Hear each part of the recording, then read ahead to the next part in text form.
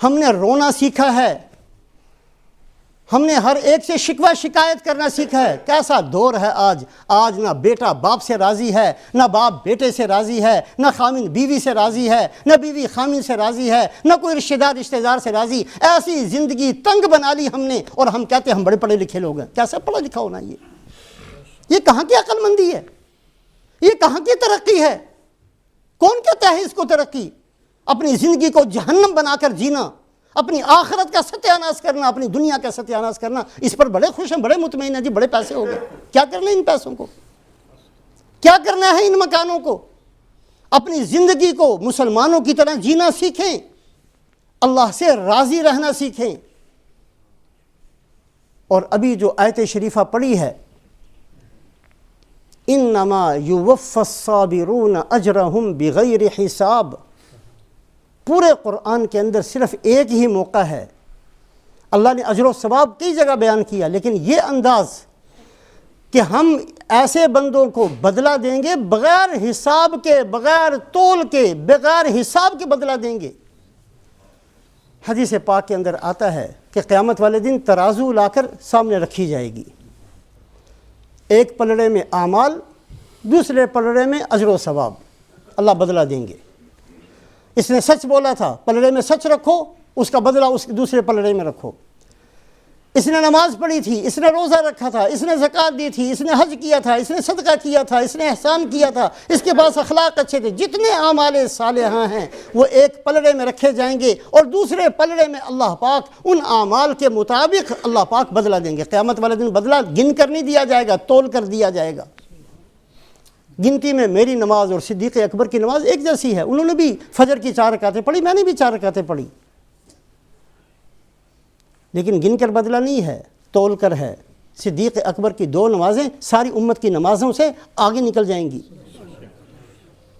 تول کر بدلہ ہوگا، ایک پلڑے میں اعمال، دوسرے پلڑے میں بدلہ، سارا بدلہ دے دیا جائے گا۔ جب آئے گی صبر کی باری، ایسے بندے جو ہر حالت میں اللہ سے راضی رہے، اللہ فرمائیں گے اب یہ ترازو کو ہٹا لو، انما یوفی الصابرون اجرہم بغیر حساب، ایسے صبر کرنے والوں کو تو بدلہ دو بغیر گنتی کے، بغیر تول کے، بہا دو ان کے اوپر بدلے کو، بہا کر اللہ ان کو بدلہ دیں گے۔ انما یوفی الصابرون اجرہم بغیر حساب۔ صبر، بخاری شریف اور مسلم شریف کی ایک روایت ہے، رسول پاک علیہ السلام کا گزر ایک قبر کے پاس سے ہوا، وہاں ایک عورت تھی، ایک قبر پر بیٹھی ہوئی تھی، اور زاروں قطار نیچے اس نے منہ کیا ہوا تھا، بہت رو رہی تھی، چیخیں مار رہی تھی، رو رہی تھی۔ آپ صلی اللہ علیہ وسلم نے فرمایا اتق اللہ واصبری، اللہ سے ڈرو اور صبر کرنا سیکھو، تکلیفیں آتی ہیں۔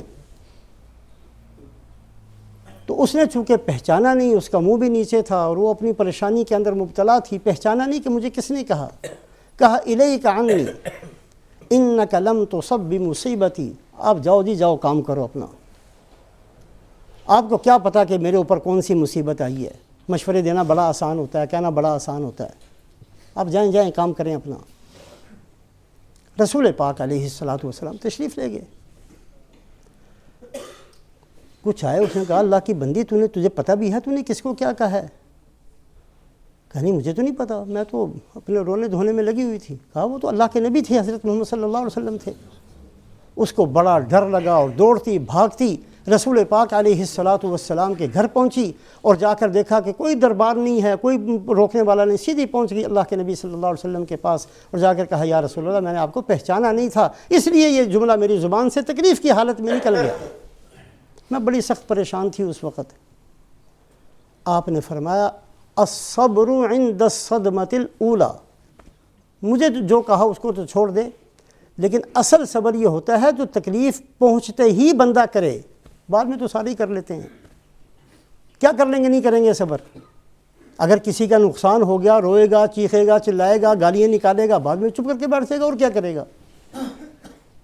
اگر کوئی بیمار ہوا، علاج کیا، تکلیفیں سہیں، راتوں کو چیختا چلاتا رہا، آخر کیا کرے گا، چپ کر کے بیٹھ جائے گا۔ صبر وہ نہیں ہے، ایسا صبر تو سب کر لیتے ہیں، ایسا صبر تو گناہ گار سے گناہ گار آدمی بھی کر لیتا ہے، ایسا صبر تو مسلمان اور غیر مسلم سبھی کر لیتے ہیں۔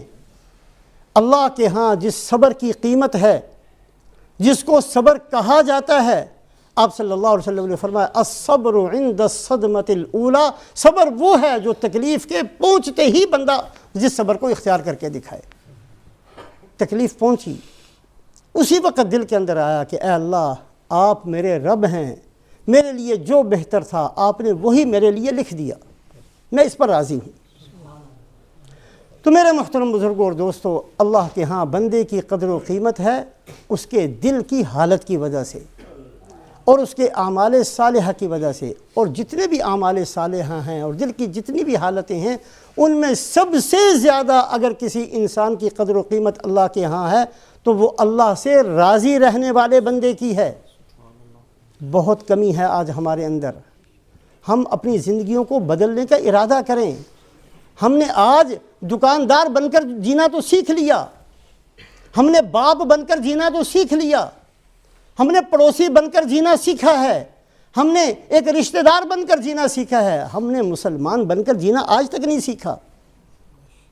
ہم مسلمان بن کر جینا سیکھیں، ہم اللہ کے نبی حضرت محمد صلی اللہ علیہ وسلم کے امتی، آپ کے غلام بن کر جینا سیکھیں، پھر دیکھیں زندگی کتنی مزیدار ہوتی ہے، دنیا کے اندر کتنی کامیابیاں ملتی ہیں اور آخرت کے اندر کتنی کامیابیاں ملتی ہیں۔ ہم نے دھکے کھائے ہیں گلی گلی کے اندر، ہم نے ہر ایک کے پیچھے چلنے کی کوشش کی ہے، اس لیے نہ ادھر کے رہے نہ ادھر کے رہے۔ نرقع دنیانا بتمزیق دیننا فلا دیننا یبقى ولا ما نرقع، ہم نے دنیا کو بھی اکٹھا کرنا شروع کیا اور دین کو بھی، نتیجہ یہ نکلا کہ دین بھی ہاتھ سے نکل گیا، دنیا بھی ہمارے پاس نہیں آئی۔ اللہ پاک ہم سب کو عمل کی توفیق۔